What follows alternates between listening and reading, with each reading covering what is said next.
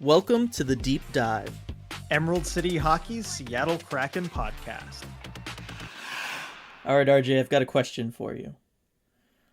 Earlier today, I figured out a semi-personal, and by that I mean not really personal at all, connection between myself and Alexander Wenberg. Can you guess what it is? You both have fantastic hair. That is true. That is true. No, this is more of the same place, same time variety. Okay, let me think. And everybody listening, I am legit springing this on him right now as we go live. Like, no talk about this beforehand at all. Yeah, this is catching me totally by surprise, and I'm trying to think. Okay, my first thought. I'm gonna think out loud here. Wenberg, I think Florida Panthers. He wasn't there in 2015 when we went to the draft. Same place, same time.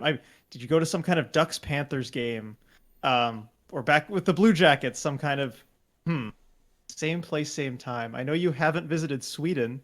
No, I have not been lucky enough to do that. Yep. I know you studied Lundqvist speak, as you called it, briefly. Yes, I did take a semester of that. I still remember a decent-ish amount. As much as you could remember from one semester in high school of any language. Right.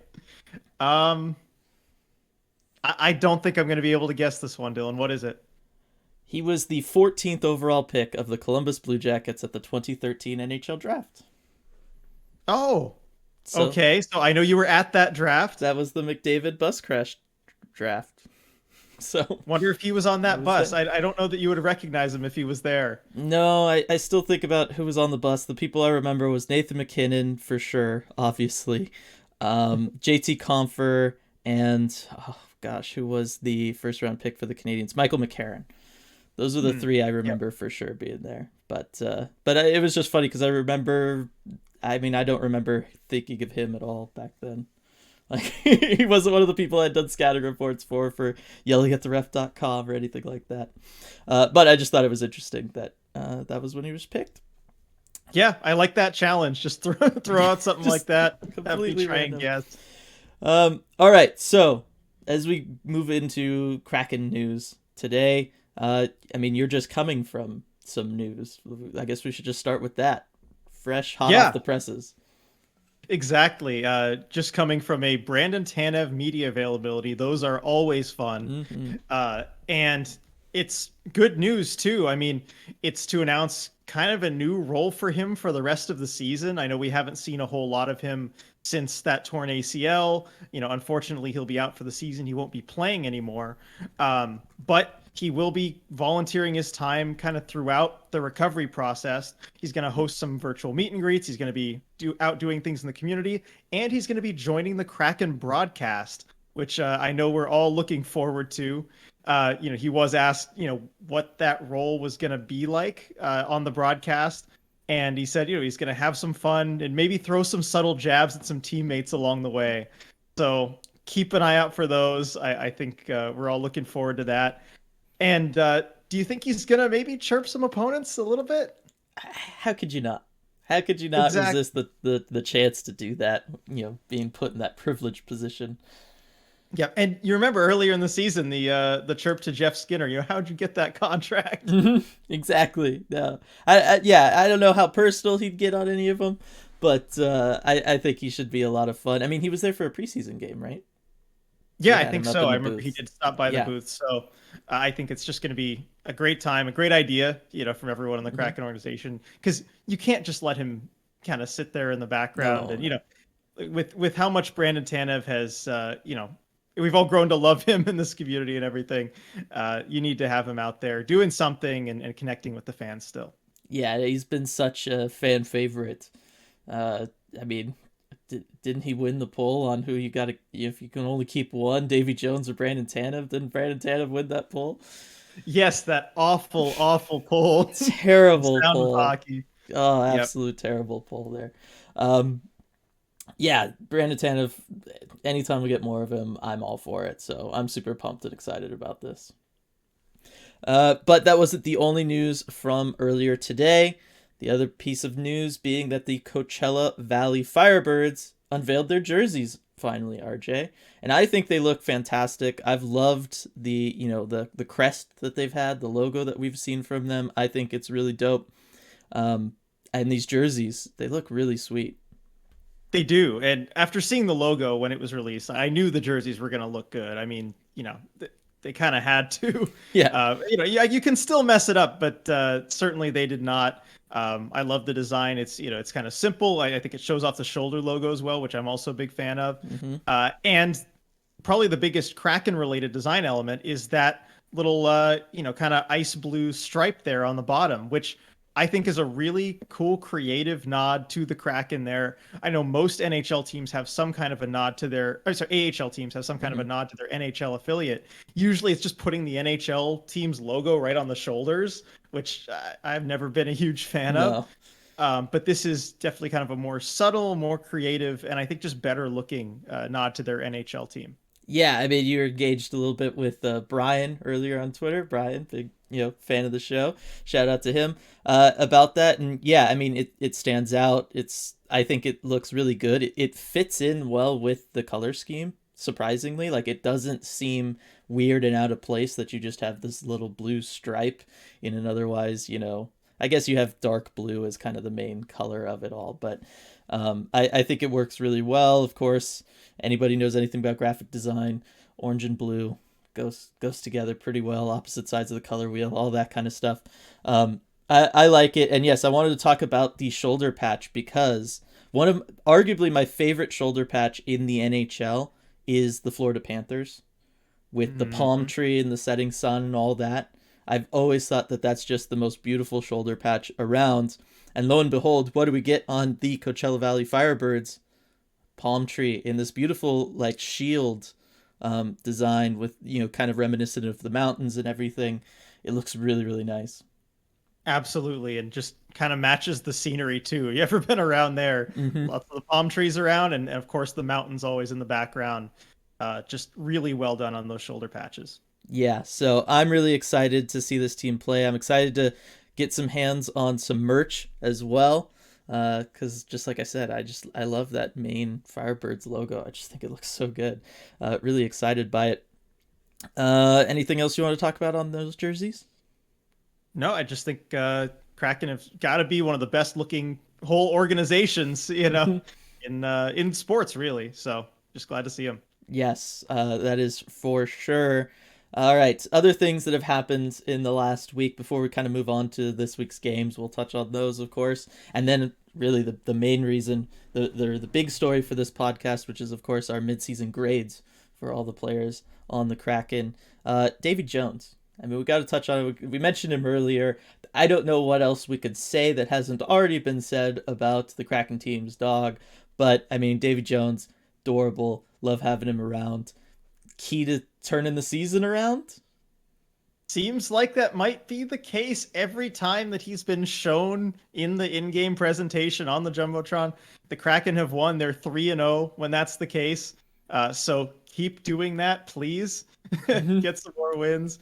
But yeah, great to see Davy Jones. It's awesome to have a team dog. Love that they adopted the team dog. The backstory is great and everything.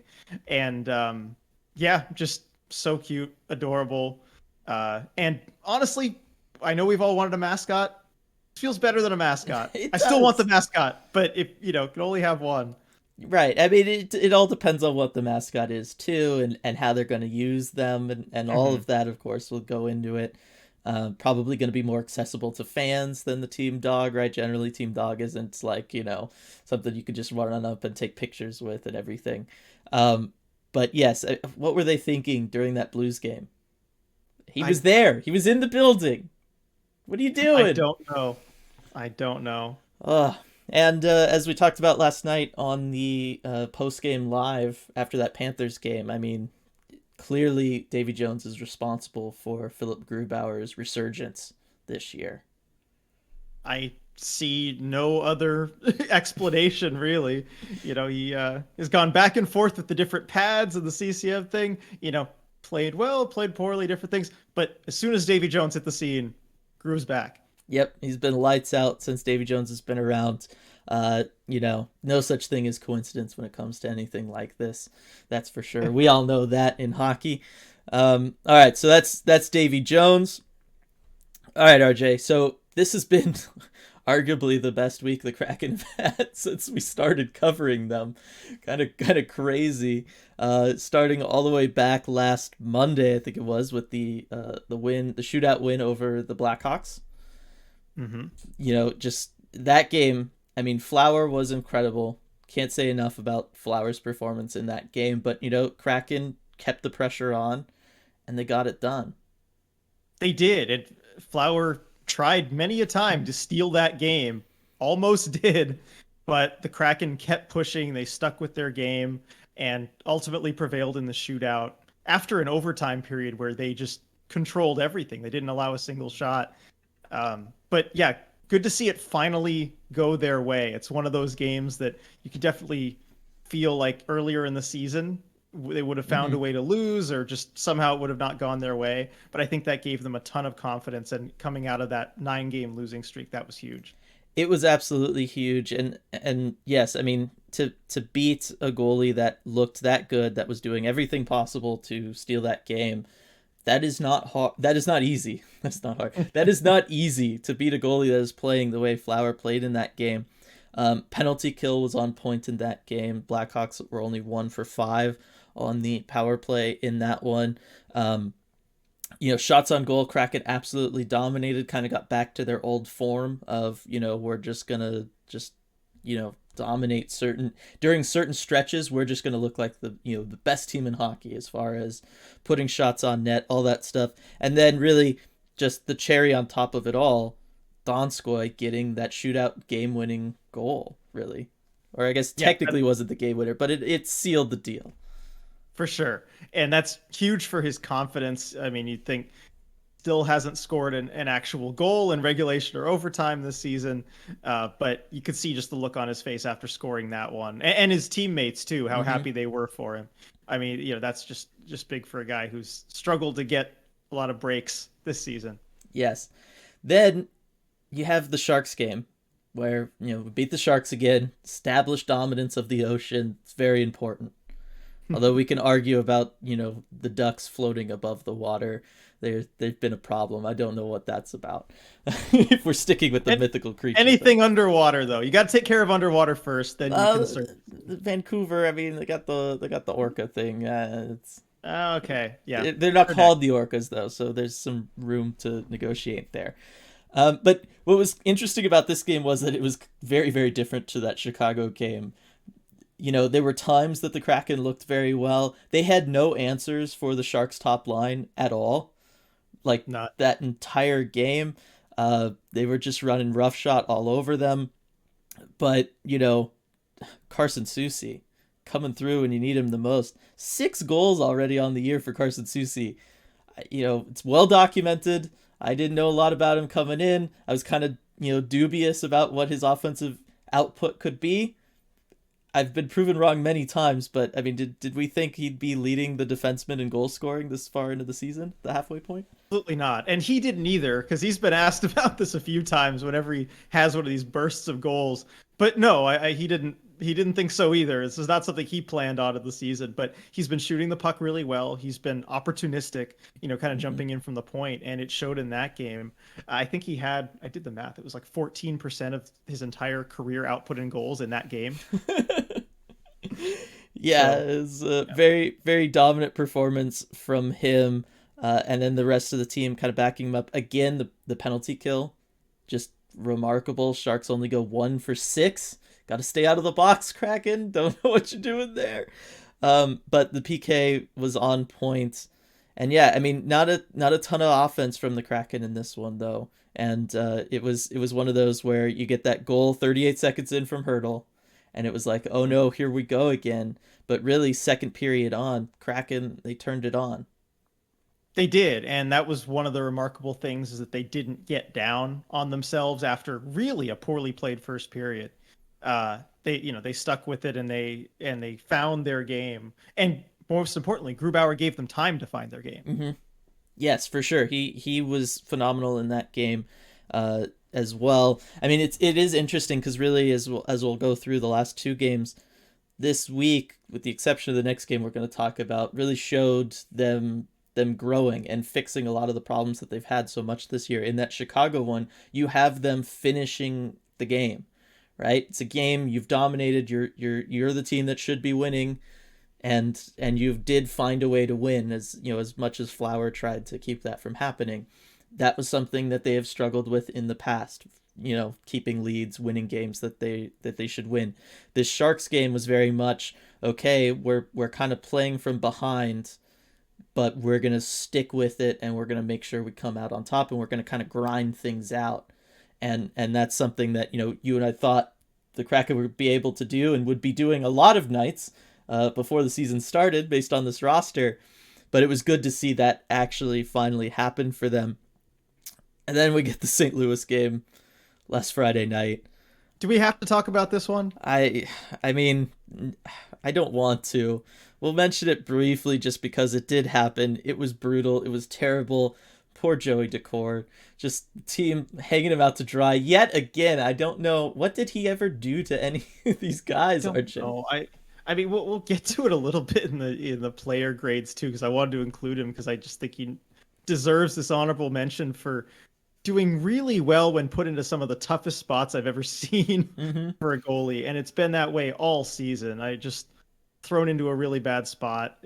Did well to keep them in the game as long as he possibly could, but this was just a game the Kraken were not going to allow themselves to have a chance in.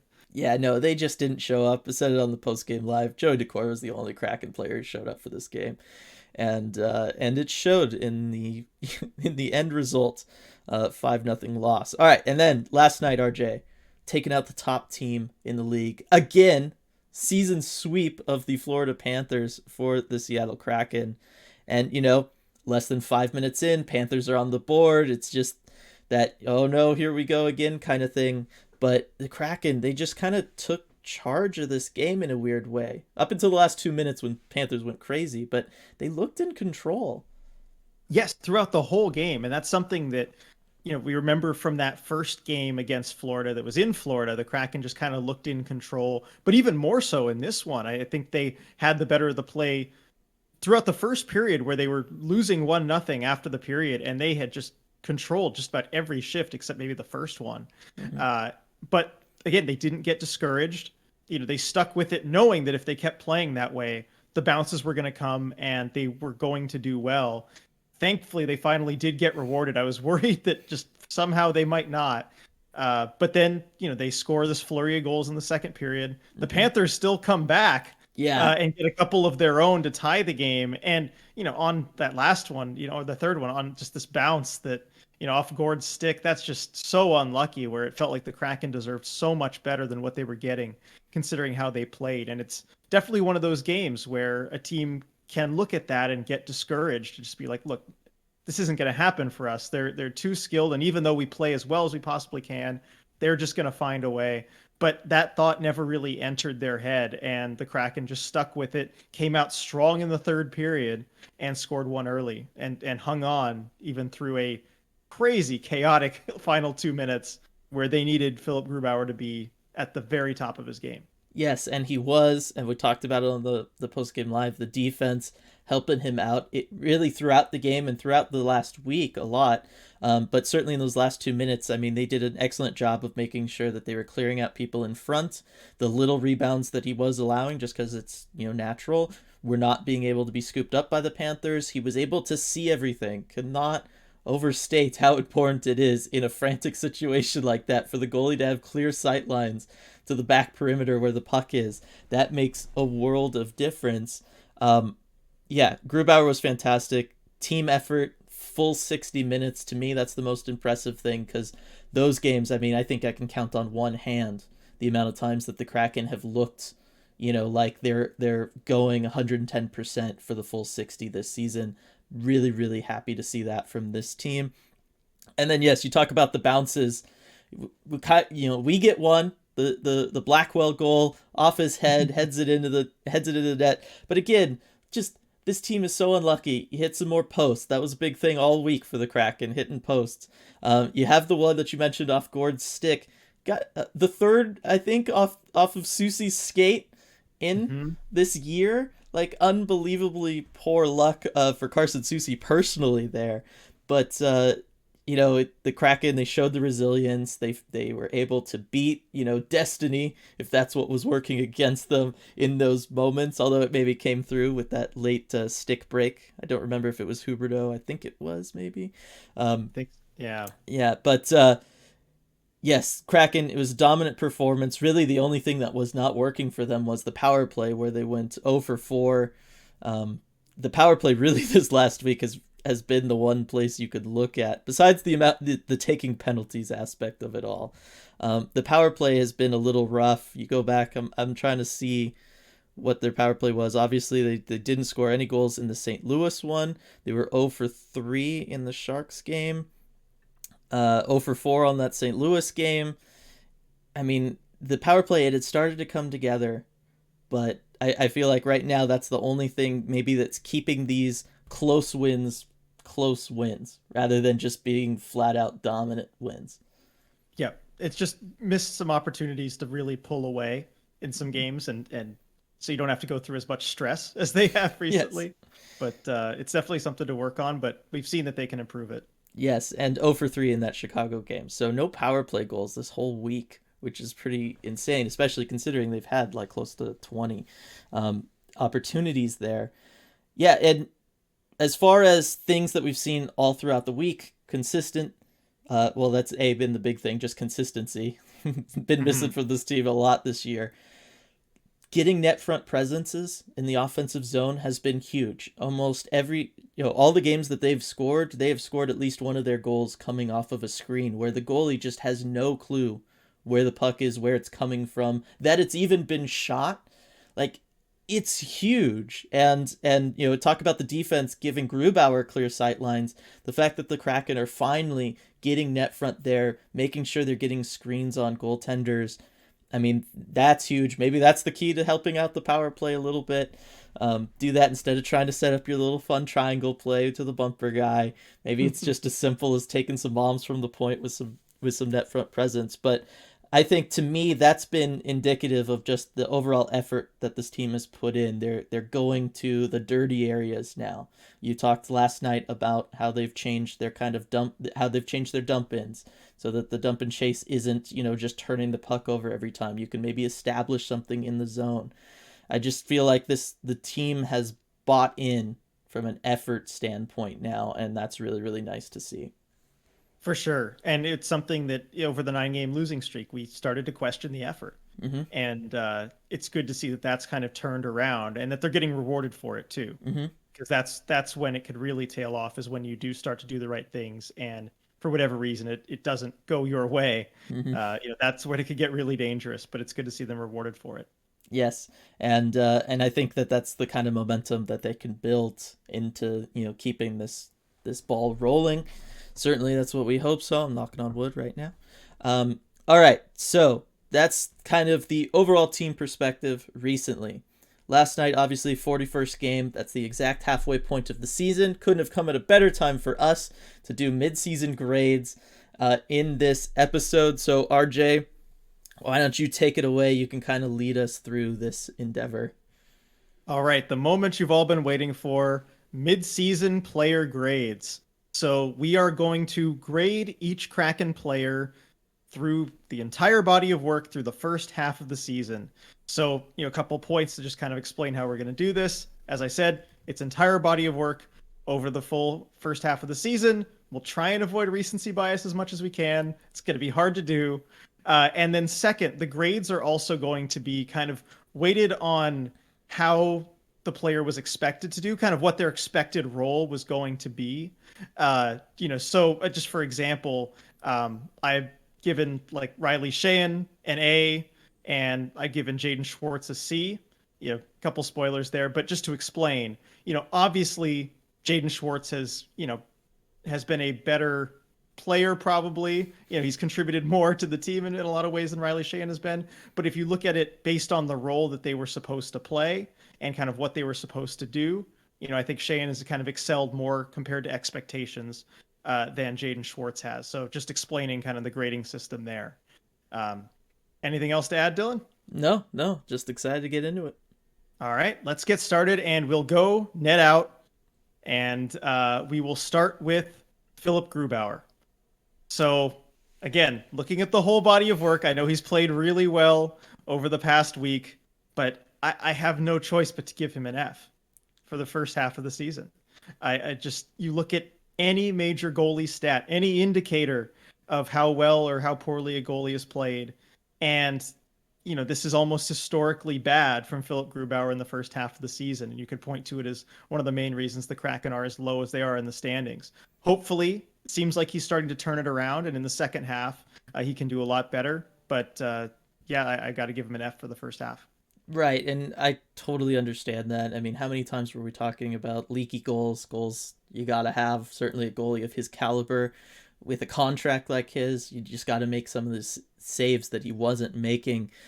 A slightly better grade for me. I've given him a D. It's still not a passing grade, but I'm just going to give him a little benefit of the doubt that his D has been pretty bad at times this year, and the team as a whole has been really bad in front of him at times. So as much as there were goals that certainly he should have, there were plenty of times where he was, just kind of hung out to dry by everybody as well. So I wanted to kind of factor that in. But yes, I mean, come the end of the season, if he plays the way he's been playing this past week, totally going to be totally different story. But based on everything so far this year, as you said, I mean, you're approaching levels that have just never been seen before. Yeah, and that's my reasoning for my grade. Is just if that doesn't warrant an F, I don't know what does. But yeah, it's one of those where, yeah, hopefully you can turn it around really quickly. Yeah. So moving on to Chris Drieger, and I'm tempted to just give him an incomplete here, if you could do that, because he just has not had any chance to get a rhythm going. Mm-hmm. I mean, between injury with the knee, kind of twice going on injured reserve, and then COVID. As soon as he's starting to turn everything around, has his two best games of the season, he's in COVID protocol, and he's been eligible to return too, and he still hasn't come back. So leads me to believe that he's probably not feeling the best right now too. So it's tough.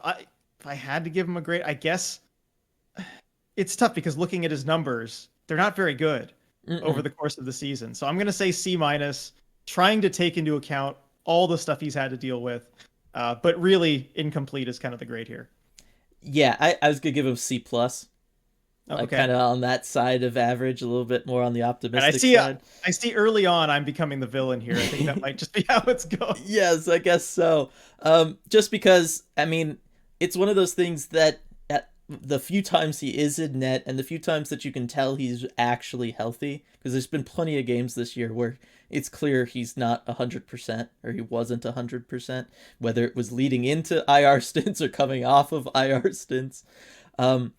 During those few games where he's been himself, just the energy level that he plays with and the confidence that you can see the team takes from him, I think that's where, that's what kind of pushes him over that line for me into the C+ area, which again, still isn't great. Rebound control, horrendous this year. Absolutely horrendous this year. Needs to work on that for sure. Consistency at times definitely needs to be worked on. But just the fact that during almost all of the games that he's played this year, the team just seems like a different team in front of him. And I really think that comes from him. And I think that's something that the Kraken have certainly needed through the first half of this season. So I'm going to give him a little bit of credit for that one. But yes, it's really hard to make this call because we've seen some atrocious games, but those were, right around injuries. So you don't know how much of that's to blame. And then you've, some fantastic games as well. It's just a tough one. Right. Now, moving on to another tough call to make as far as a goalie, Joey Daccord. Mm-hmm. And I just went the same thing as Drieger, C-, because he's been put into some really tough spots, as we mentioned earlier. A lot of times when he's been put into a game, he's the only one who really shows up to play that night. Mm-hmm. and against good teams too. The Blues most recently, but also against the Oilers when they were really clicking. Yep. Had a lot of power plays against him too. So I want to give him a higher grade, but 858 save percentage, it kind of limits what you can do there. I mean, what is your thoughts? Yeah, again, this one I was just gonna give it a straight C, just because I'm totally willing to factor in how the team has played in front of it. Just that St. Louis game, right? I mean, that's accounting for 25% of his grade here, and nobody was there to help him out at all. And you could argue back in that Edmonton game, it was the exact same story. Just no one was going to help this kid out at all. He was just off on an island by himself. So if you're talking about half the games, him having zero support whatsoever, you're talking about the Pittsburgh game where he comes into a disastrous situation there as well. Like, it's really hard to get on Joey for anything. So I'm really trying not to look at just his stats, because knowing the situations and knowing that there have been so few opportunities, those situations mean that much more, because you're looking at a 4-game sample size. I can't give him anything negative, but yes, at the same time, there's only been a handful of times where he's maybe looked like the guy as well. He needs to improve his 5-hole coverage a lot. That's been clear through almost all of these performances. Love his glove, that's really cool.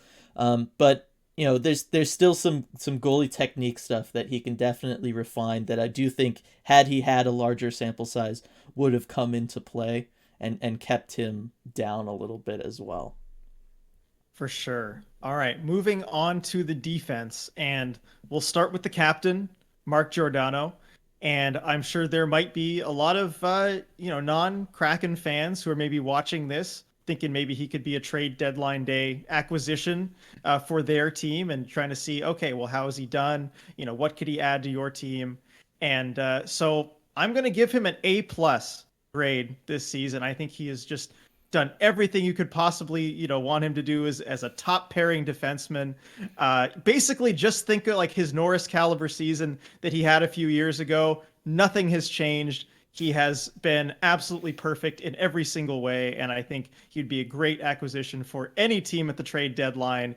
A first round pick, probably a bargain, maybe 2 first round picks, I think still would be worth it. So A+++ from me. All right, and now Are that they all gone? those, yeah, Gone?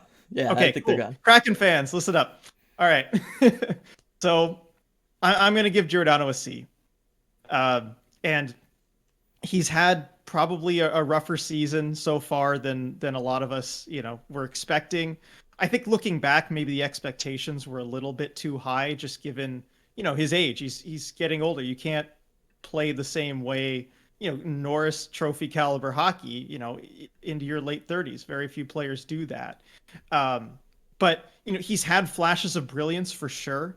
That last game against the Flames, he was excellent. He's blocked a lot of shots in this past week too, and he's shown more energy. But he has had these down stretches as well. I think it all kind of averages out to a C. I think it should also be mentioned too. I think he's done well in keeping the mood of the locker room, okay, and still upbeat enough during some really tough times. And as far as the media stuff too, he's kind of taken on that responsibility of the captain, and even through some really tough times, he's gone out there and answered every question, thoroughly and honestly, which, not everyone can do that really well. So credit to him there.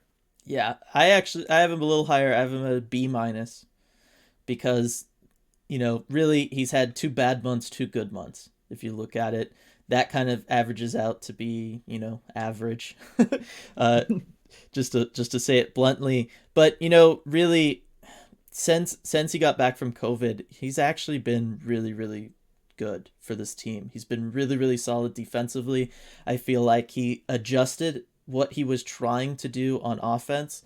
Certainly those first 2 months, he was trying to be the player he was, and it just was not there. He's gotten away from that now. He's not trying to do those things anymore. We are no longer sitting there talking about his insanely long windup, the delays he was taking in shooting the puck or making a pass. He's decided, nope, I'm going to be more of a distributor on the power play. I'm going to be more of a distributor on offense. My job's just going to be to keep the puck in the zone, make sure we're not giving up breakaways. And I think him doing that, we've seen the difference since then. No longer are we seeing these really brutal goals with him out on the ice, and that's been very different for this team, or at least certainly not as often as we were from him.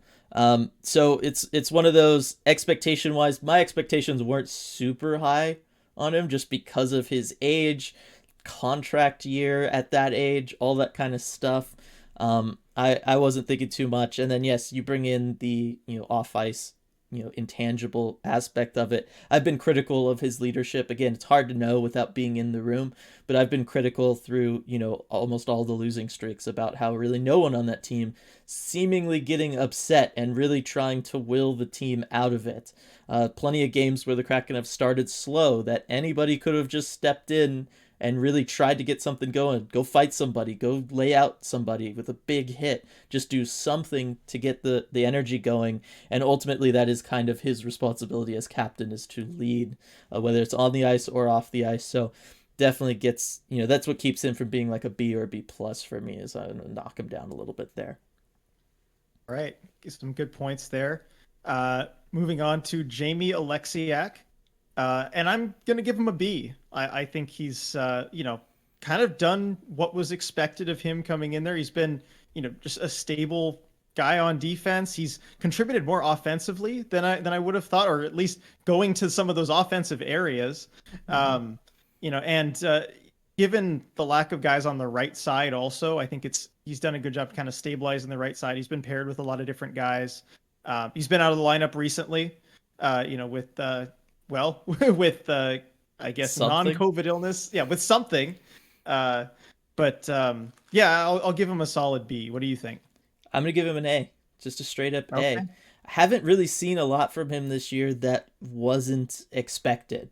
You know what I mean? Like, I wasn't expecting him to come in and be this like lockdown top 2 defenseman that's going to do all this stuff, right? Because he's never totally been that before in his career, and we've got plenty of tape to go back and look at and see why that's been the case.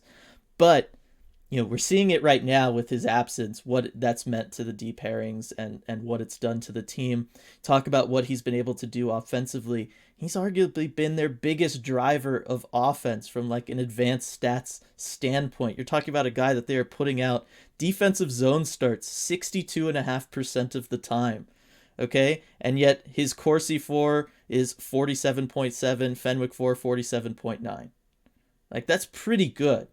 That is impressive. That's really good, actually. And I think that gets lost in things, is he doesn't use his size the way we expect someone of his size to use his size, right? That is something that I think has always been a sticking point for him for a lot of people, is people expect something from him just because of his size, and he just doesn't play that way.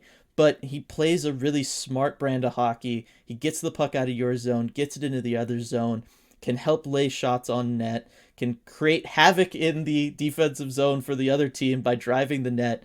I just think he brings a lot to it. Just because it's not necessarily what we expect him to bring doesn't mean he's not bringing a lot to this Kraken team, and we're seeing that with his absence now.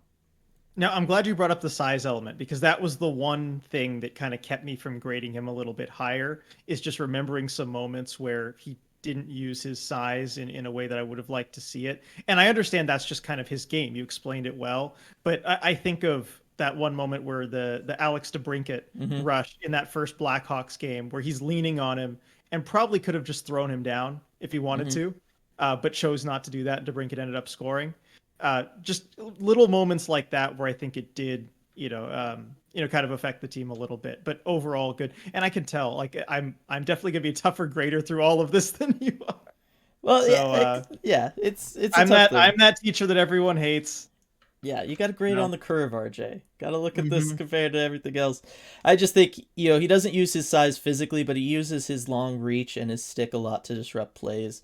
I think that's important, and he's arguably been the smartest guy in the defensive zone for this team, besides Adam Larson, which again is not something to ignore.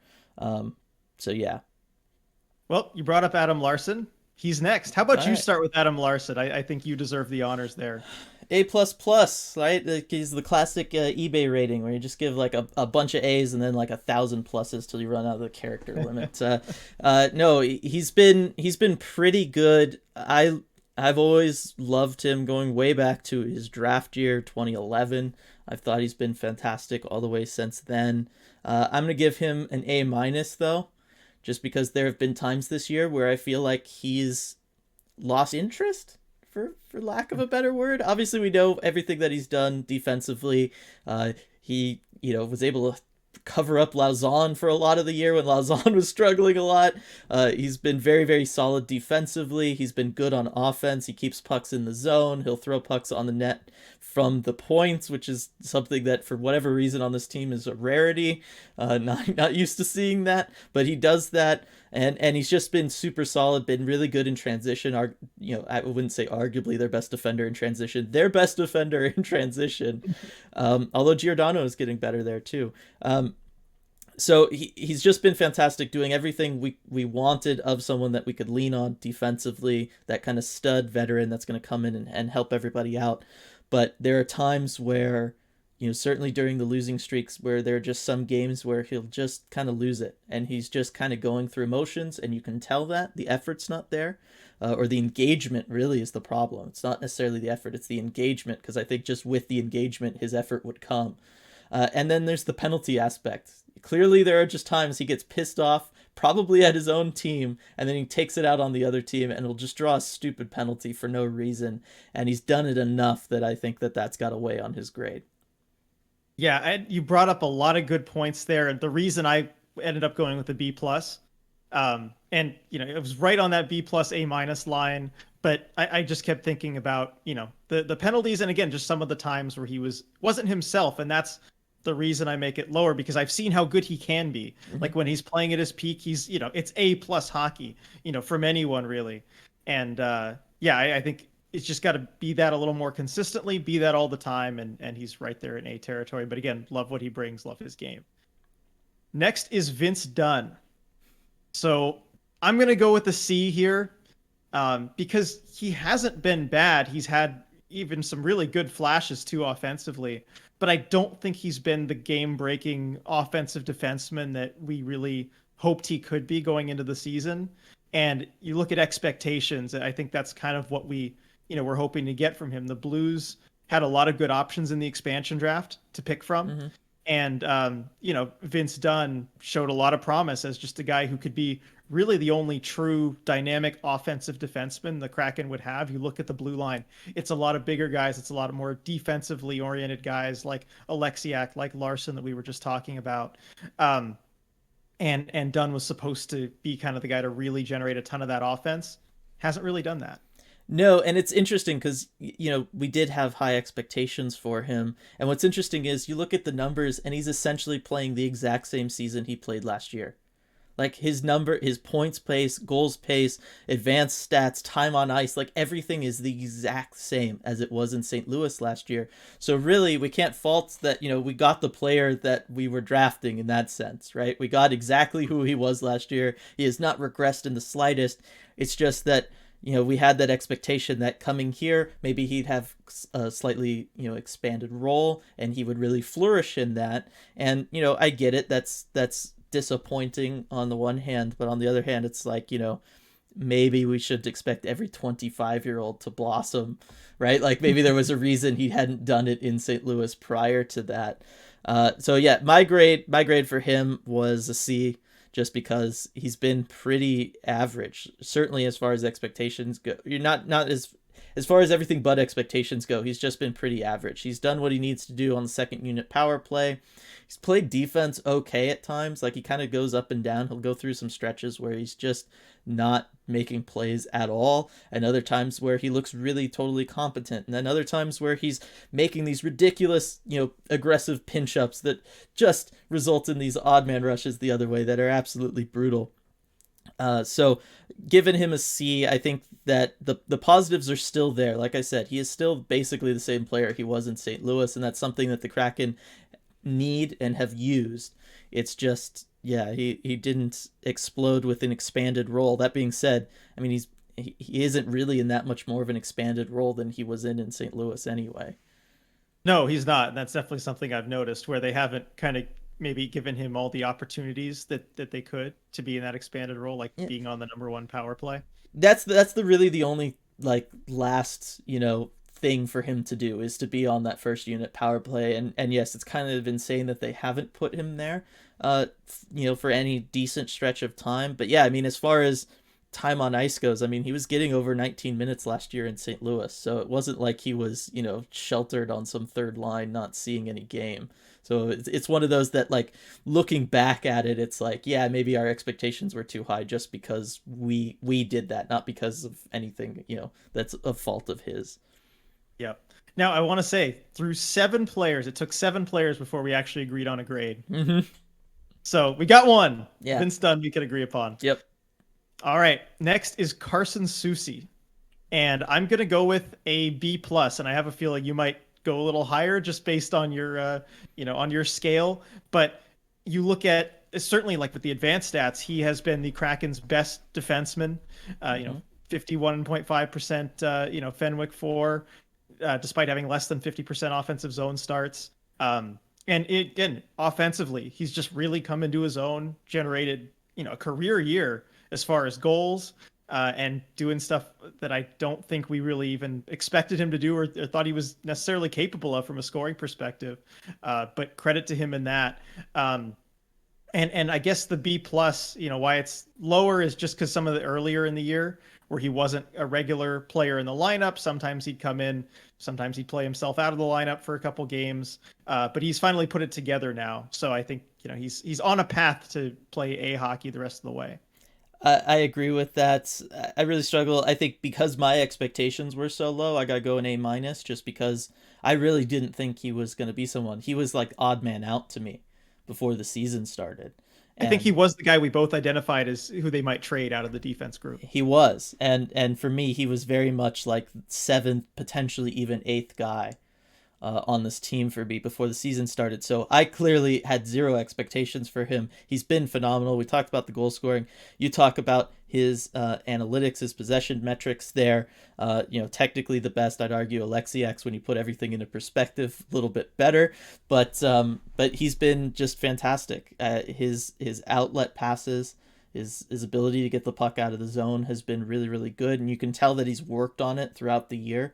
It's gotten steadily better. His decision making's gotten better. His patience with it has gotten better. At the beginning of the year, I think a lot of what was really keeping him out of the lineups was the moment he was getting the puck in his own zone, he was just launching it up the ice. And it was just like, what are you doing, bud? like you're just turning it over, or you're creating this havoc in the neutral zone that doesn't need to be there. Really, the biggest thing you could say about him at this point, negative, is just stop wearing a left skate. Stop putting the puck in the net because you're wearing a left skate. Just go out there, one skate, get it done. Yep, I mean that's one way to solve that problem. I'm desperate. I'm grasping at straws when it comes to that one because I've never seen anything like it.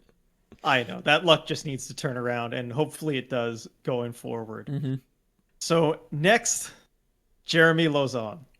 Mm-hmm. Now, this one was a tough grade to give, and I ended up going with a C minus because I was trying to kind of average it out between, like B hockey and like F hockey. A lot of times like WTF hockey, from him, especially early in the season.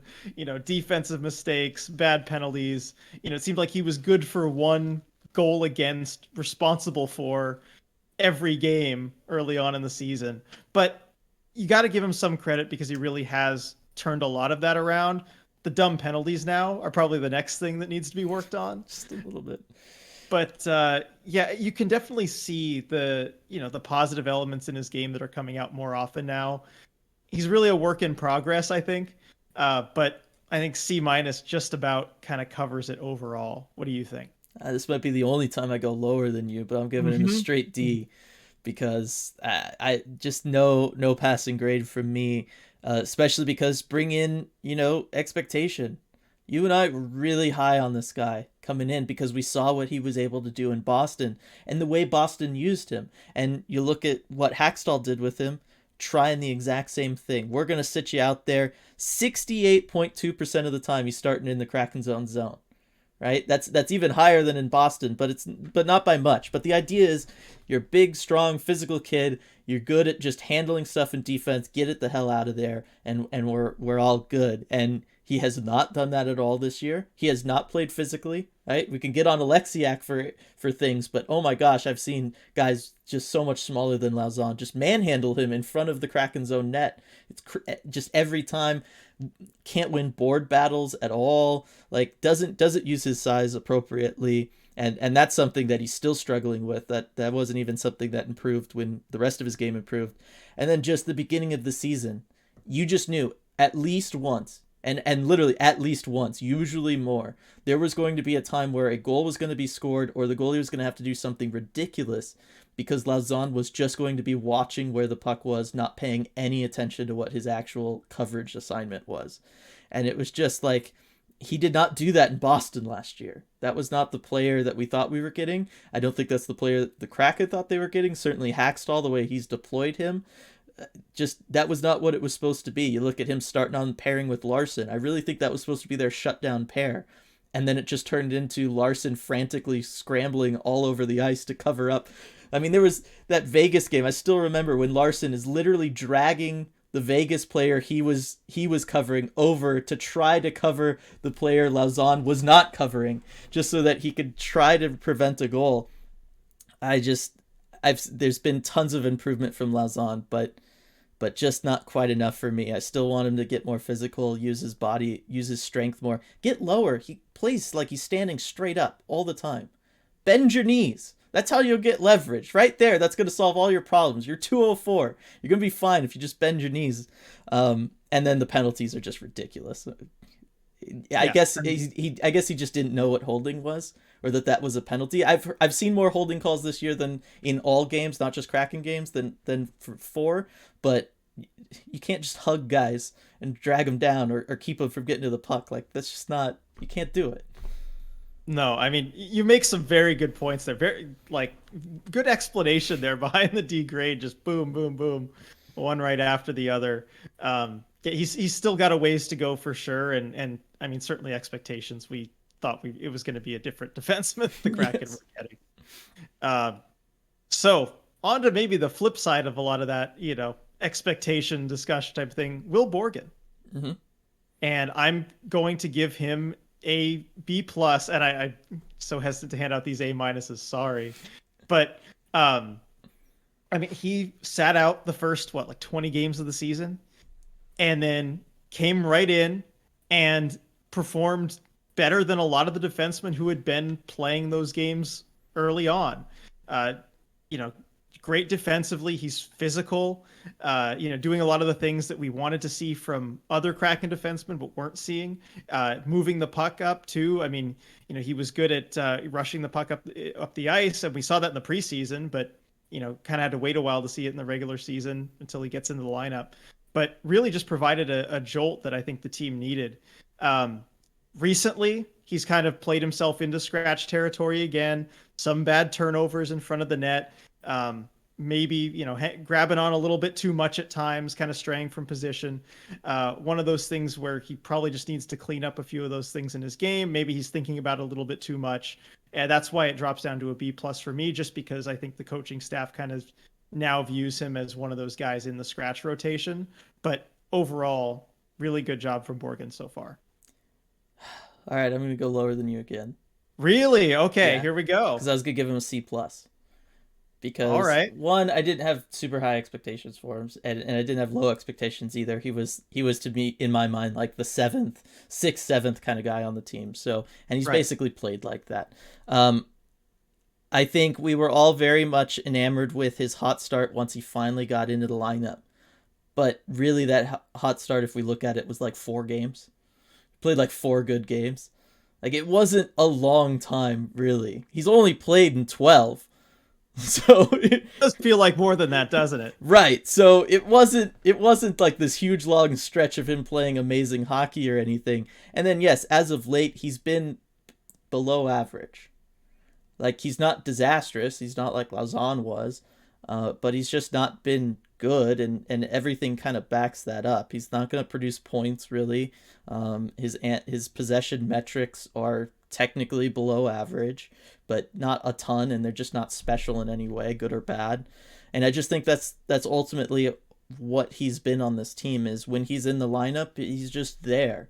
He's going to either take a bad penalty or have a bad coverage assignment, or he'll cover for somebody else, and that'll be that. Like, but there's no real upside with him that I've been seeing. So yeah, can't really go that far above a C then. Okay. Well, I'm glad we at least got two where you went below me. This is helping me out a little bit, hopefully. Mm-hmm. Next one, last of the defensemen, is Hayden Fleury. So I'm gonna go with a D plus.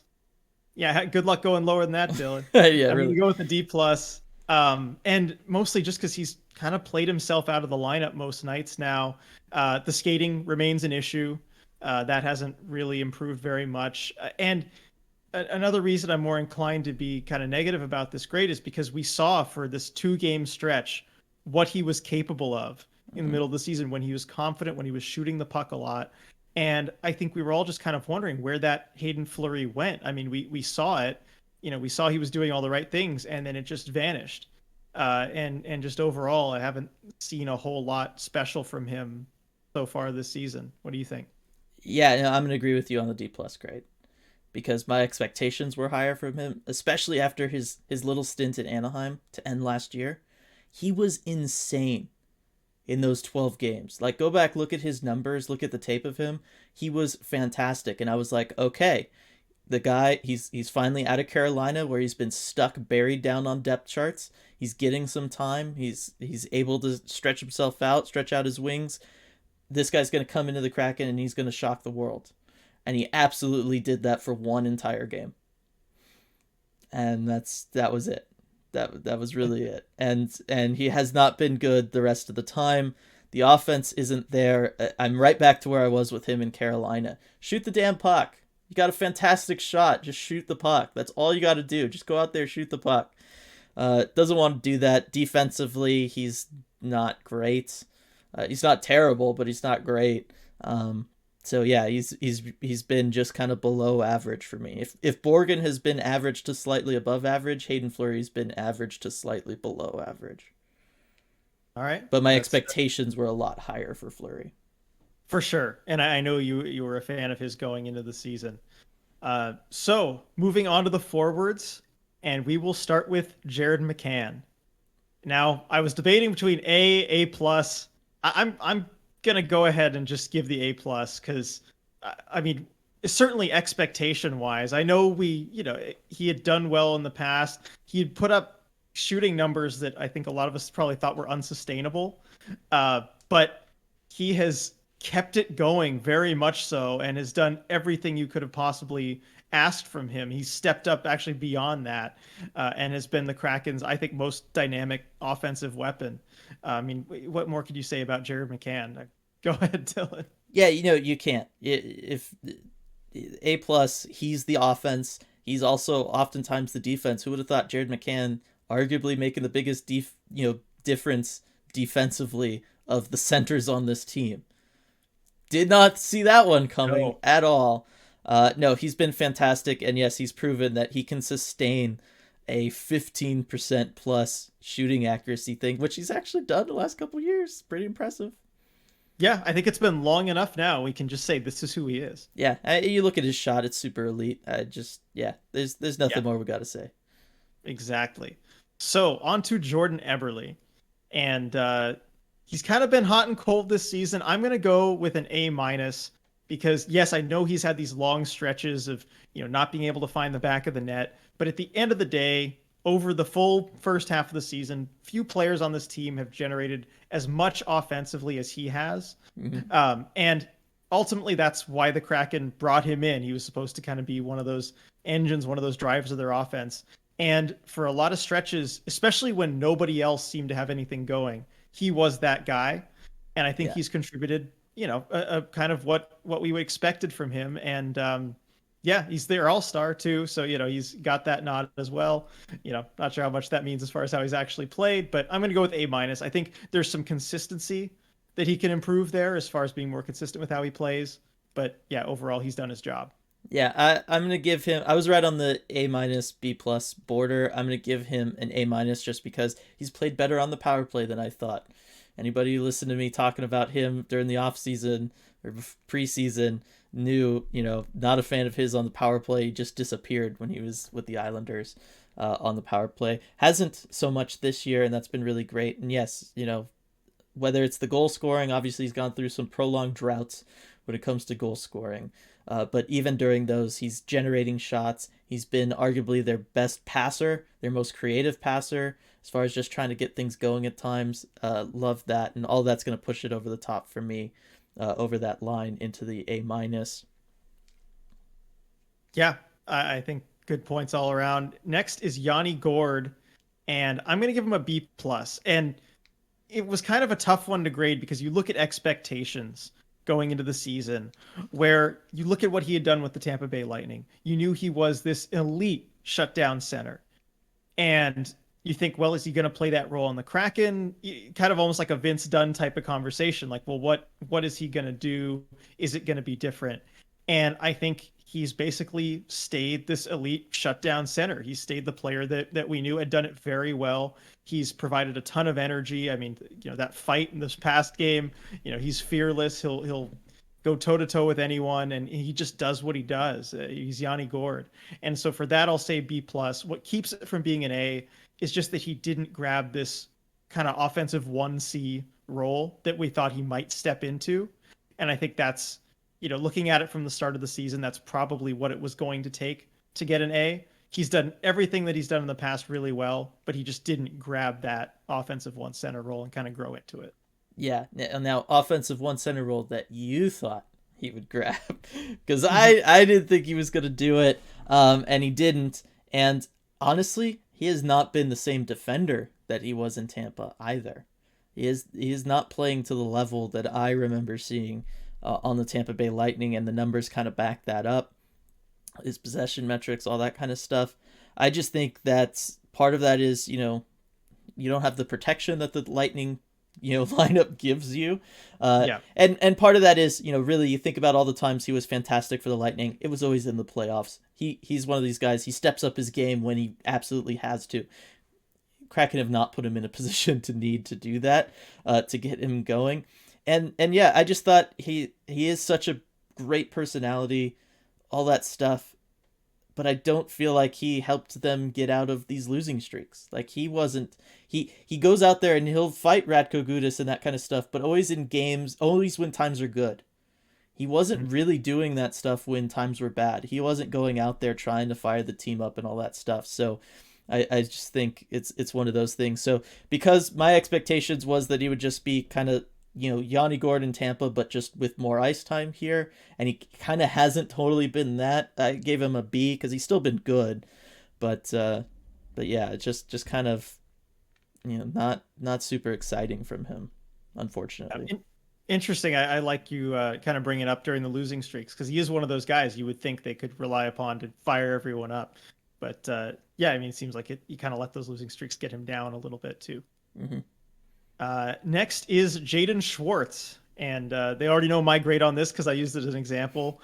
I'm going with a C. This one was another difficult one because you kind of try and wrestle with the expectations. I know we were both pretty high on him going into the season. We thought this was going to be a perfect fit for him. I think we had both picked him to be, the scoring leader in some, whether it was goals or assists or points. I know in some of those categories, we had figured he would be the leader. And while his numbers, do look okay, I think it's just missing that kind of, game-breaking quality at times that we thought that we'd see from him.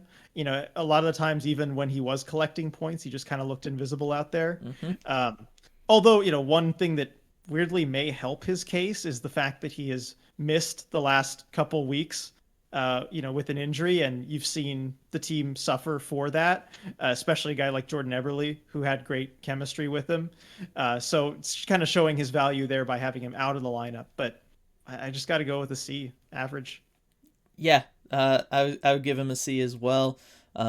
You bring that up.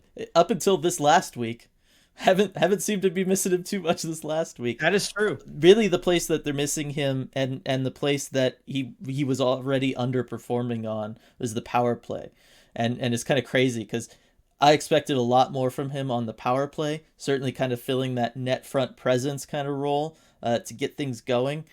Wasn't really doing that on the power play. That being said, I still think the power play was better with him as a part of it. Yeah, just not quite there. Kind of playing. He's just the same player he was in St. Louis. Like, just not really any different. Slightly worse. And as you said, for me, the biggest thing is just you just don't even notice him. The games that he's in, he's just there. And really, a lot of the beginning of the season, I felt like he just was struggling to figure out what his place on the team was. And I don't entirely know that he ever figured that out. Right. I kind of think of trying to, what his role is. And I kind of struggle to be able to really define it, to outline it, given what we've seen. Like, he's always been a power forward, but he wasn't playing like a power forward. He was net front, but he wasn't ever in front of the goalie. It wasn't tipping shots. He wasn't really in positions for rebounds. He was just kind of hanging out there. I just feel like he should be playing like Ryan Donato is playing, and he's not. Exactly. That's actually a great comp there. And while we're talking about it, let's go into Ryan Donato. A+. I think we're going to agree on this one. And certainly when you factor in expectations, I mean, signed just to that 1 year prove it deal after not being able to find a spot in San Jose, in Minnesota, and Boston. This was probably the last stop in his career if he didn't turn things around. And he has done everything possibly could have asked for him and more. Just his drive to the net, his willingness to shoot the puck, and the hockey sense too. I mean, making some of these passes that he's made, and just the mindset that I think a lot more Kraken players need to have as far as how you generate offense in the NHL, how you score goals, especially when you're in a slump, when times aren't good, throwing the puck on net. I mean, I could go on for an hour. I'm sure you could too, about how great Ryan Donato has been, but A+. Yeah, for sure. A+. Big thing, consistency. He's been arguably the only consistent Kraken forward, him and Tanev. They're the only two that were consistent, only two that from day one were like, okay, we're going to go grind it out in the corners. We're going to grind it out on our way to the net. We're going to make sure we're doing the dirty things that result in goals or result in dangerous chances. Only two guys to do that. And then since Tanev's been out, Donato has been, left to do that all by himself. And he's done it.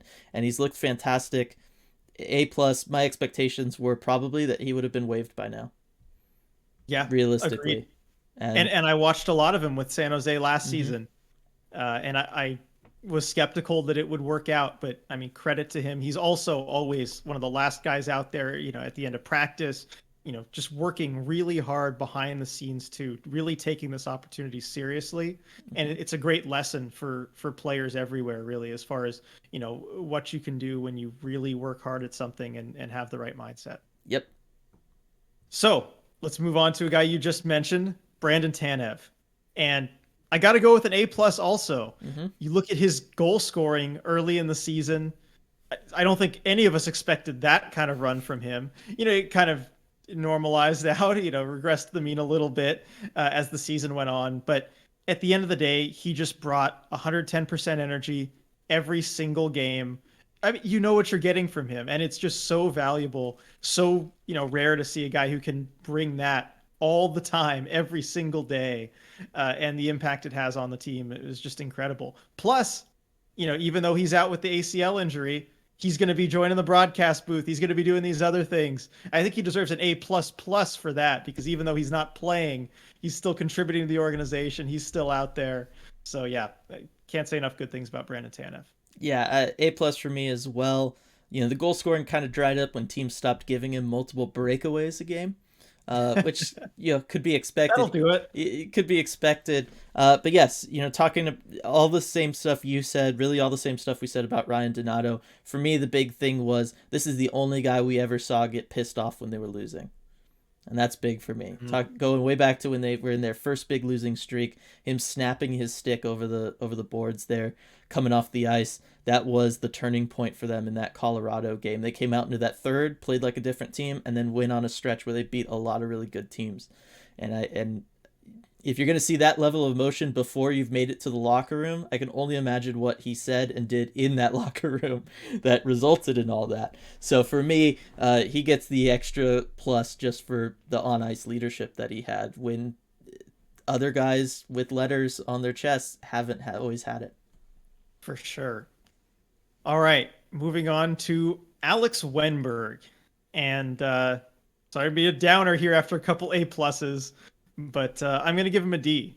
I mean, you look at the contract that he was given in the offseason and what Kraken management basically said. They expected him to be a top six center. And frankly, he's kind of played his way out of the top six. You know, you look at McCann and Gord there having these top two center roles.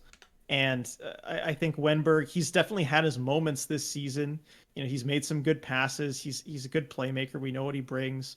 But he's just kind of slipped on that recently. And even defensively, where I think he really did excel in the start of the season, he's kind of fallen off a little bit. And I just don't think he's really met expectations.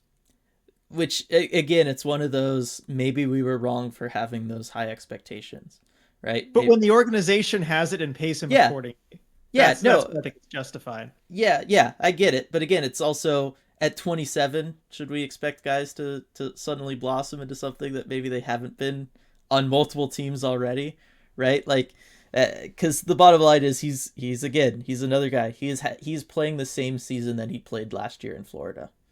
He actually, technically, defensively, he's slightly better.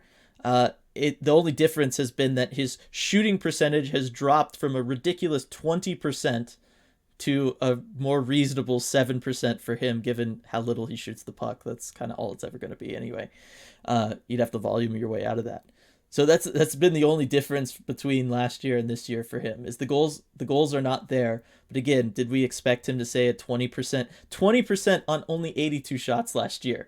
He was never going to turn into a top scorer regardless of what role you put him in. Give him all the opportunities in the world. If he's never going to shoot the puck, how's he supposed to score 25 goals a year, right? Like, so I just think it's one of those play it, same ice time, all that kind of stuff as last year in Florida. So I just think it was one of those that yes, all of us, Ron Francis and the organization included, just got the expectations totally wrong. I'm still going to give him a C, just because I do think that he has been in some ways as advertised. He's been a two-way presence. I was dubious about him potentially being a 1C, but I think he's been right in there in that 2C, 3C kind of role that is realistically what I thought he was going to be back when we were like doing our mock lineups and everything. Right. I mean, middle six center was certainly what he kind of had been in the past. So give him a C, and you'll reserve the D for Ron Francis for the signing then, I guess.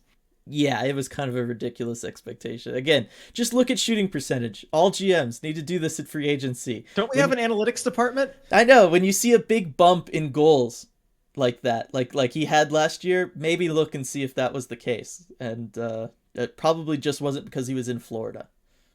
Yeah. So next is another enigma here, Jonas Donskoy.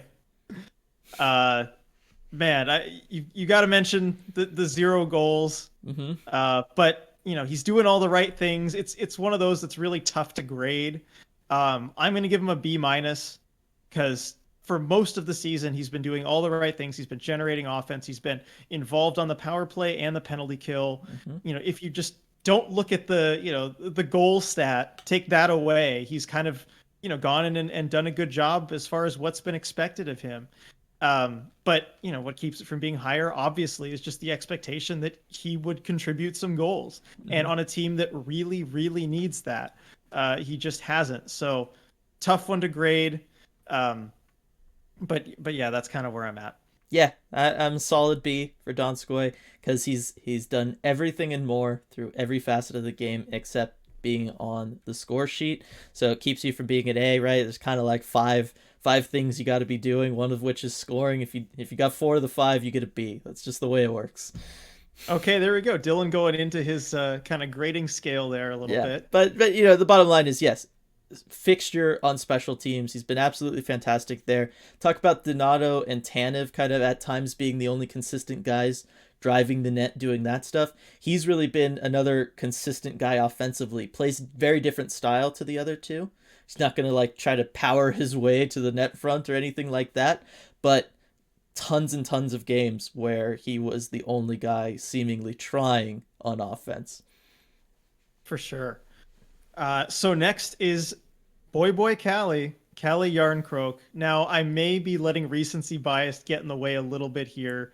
I'm going to go with a B minus because it's tough. You kind of have to average it out. For a long time, he struggled to find a place on the team, find his proper role, was not scoring, wasn't doing a whole lot of anything that was expected of him. But recently, he's just been on fire. So I'm going to average it out to a B minus because the on fire stretch has been, fewer games than the stretch where he was trying to find himself. But that's where I'm at. This one is tough for me because I had probably unrealistically high expectations for him just because I'm such a fan of his.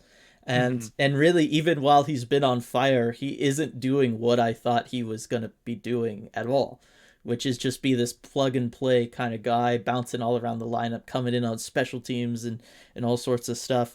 So it's really hard for me to grade because I do feel like even when he was struggling to find a place in the lineup, he was playing good hockey.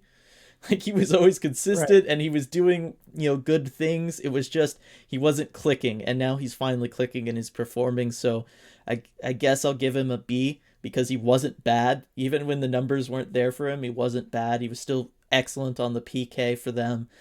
He was trying to do stuff on the power play, just never worked with what everybody else was seemingly trying to do. But it wasn't bad. So yeah, just kind of a B for me. He's slightly better than I think he was last year when you look at everything. So, I think my expectations were probably a little too high. Mm-hmm. That's a trap that we all fall into, I think, with some players that we like, but it's understandable. So next is Morgan Geekie, and I'm going to give him a B.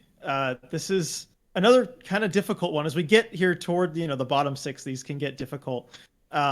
Because you look at expectations, and that was really the difficult part. You had some people thinking that, he shouldn't have even been the pick. They should have gone with Jake Bean. What are they doing drafting this, fourth line center type of thing? On the other hand, you had people saying, hey, if anyone's going to be there, William Karlsson, this is it. He's got a great shot. He's got the scoring ability, and he could really break out. And I think the result has, I don't want to say it's been in the middle. It's just been different because I think the team had something different in mind for him than what we were maybe thinking, especially after that first game against Vegas, that snipe there to tie the game. We're like, okay, here we go. He's going to be, the surprise scoring machine here that's going to supply the goals. And he certainly hasn't been that. But I think that's because the team has just put him in this role where he has been playing center pretty much all season. Very difficult to do at a young age like that. Mm-hmm. He's been getting some very difficult minutes too. And he's done admirably in that spot. He's been responsible defensively, much better than someone really of his age you would expect to do. And, on the power play, it's kind of been off and on. He's had a couple flashes, but ultimately not really a fixture there. So yeah, kind of a mixed bag, but I'm going to go with a B. The coaching staff still speaks really highly of him and how he's been able to progress. But obviously to get into A territory, you kind of needed to tap into some more of that upside that we thought was going to be there. I'm going to give him C+. Okay. Because really the only thing he's done is come in and be consistent on the faceoff dot, which is the only thing that, we knew was going to happen with him. I just feel like, yes, I think those first couple games gave us a false impression of who he was going to be, where he looked like he was going to really be able to do some things offensively, and he looked good. But the bottom line is, as the team has become more synergized, as the systems are being more put into place, he has not fit in with everybody else, and he hasn't really fit into that at all. I just think he's a guy he's going to be a fourth line guy. I don't see the upside anymore from those first couple games. It's just not there. The shot's pretty good, but the times in which he'll use it, not always the best. Like just his situational awareness at times has struggled, and Yeah, I just don't see it anymore. Hmm. Super sheltered too.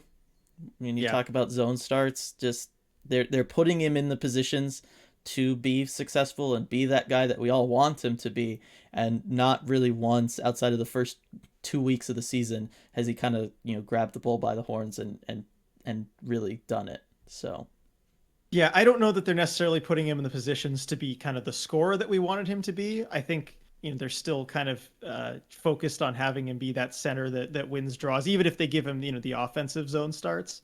Um, but it's interesting that hearing how Hackstall talks about him, it's very much a we put him in some really kind of like tough spots where he's not expected to score, and so that's why he's not scoring. But yeah, it's interesting to see also at the second half how he does too. If they kind of change how they use him, we've seen him move to wing, every now and then. I don't know. yeah, I mean, I'm just saying, second most sheltered guy on the team behind Jordan Eberle. Oh, for sure. I As mean, far as the regulars, like they are putting him in those spots, and I think the expectation is there that he would score more. Like you're not just putting him out there because it's like, all right, we need to win this offensive zone face-off, and then whatever happens is fine. Like that's Mhm. no coach is doing that. Nobody's doing that. And again, if you're going to be out there that many times and win as many faceoffs as he does, got to contribute on offense.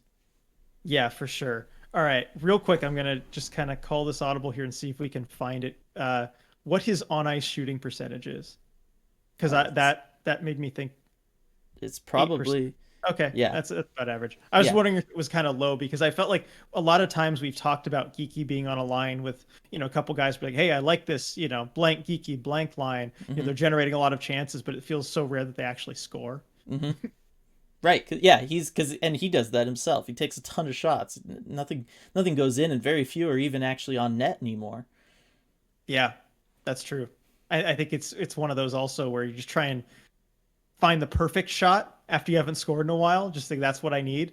But that's I not don't know. always. He's kind of a volume guy. Yeah. But I mean, to be not on net, like you shoot a lot, but you try and find the perfect shot as far as I'm gonna, go top corner here and it just misses the net. Yeah. Anyway, enough about that. Next is Marcus Johansson, and I'm gonna give him a B plus because he was kind of this afterthought free agent signing. Yeah, I certainly didn't have high expectations for him. Certainly after his last season in Minnesota, he seemed like he was probably on the tail end of his career, wasn't contributing a whole lot more. But he has found a very useful place in this Kraken lineup as one of the few guys who will bring a lot of offensive creativity. And it's something that really the team needs. And he's been kind of on that first line with McCann and Eberle for this last little while. And he looked like he fit in there. So I'm gonna give him a B plus. Yeah, I'm gonna give him an A minus. He fixed the power play when it needed fixing. Hey, Mm-hmm. hey, could use fixing again. Maybe do that again. Um, but but yeah, I mean, he's been really really good. My expectations for him were nothing. Like I was like, I again, maybe not that they would waive him, but that he was gonna just be stuck on the fourth line, kind of be one of those guys that was gonna be a 1 year, first year inaugural season kind of guy, and we're just gonna be done with him after that. And he's found a place, especially on the power play. He's contributing in all three areas of the game. Can't knock him for any of that, other than just not like super duper special. Like, but again, Yeah. he wasn't going to be. So A minus for me. Yep. Next is Mason Appleton. And another one where, like, how much do you want recency bias to factor in here? Because he has played really, really well of late. And it just kind of took him a while to get things going. I'm going to give him, I kind of bounced around between the C plus, B minus, because it took him a while to get going. Um, I think I'll go with the C plus just because it did take a long time. I also kind of want to factor in maybe the injury too. Hmm That's tough that he had to deal with earlier in the season. Um, but yeah, he's been really good recently. Still has some of those positioning issues, hmm that we've seen from him. That hasn't been totally cleaned up. But yeah, I'll go with C plus with definitely, some room to improve, and it looks like he's on that trajectory. Yeah, it's one of these where he's actually playing surprisingly well. If you look at things, it's just not in any of the places we thought. We thought he was going to be the surprise potential 20-goal scorer if everything goes right. Like, we loved what he was trying to do offensively in Winnipeg. We thought, okay, if he gets the expanded role here, that's going to take off. And the bottom line is, it hasn't.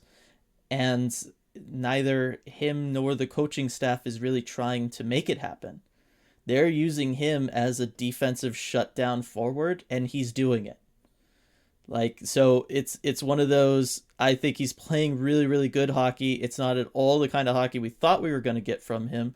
But even the times where the offense was nowhere to be seen, he was not being seen in the offensive zone really at all. Like, you wouldn't notice him. Well, it's because he was just grinding it out in the defensive zone, and more often than not doing a pretty good job at it. So for me, I got to give him a B, just because he's been such a good guy to have in the defensive zone.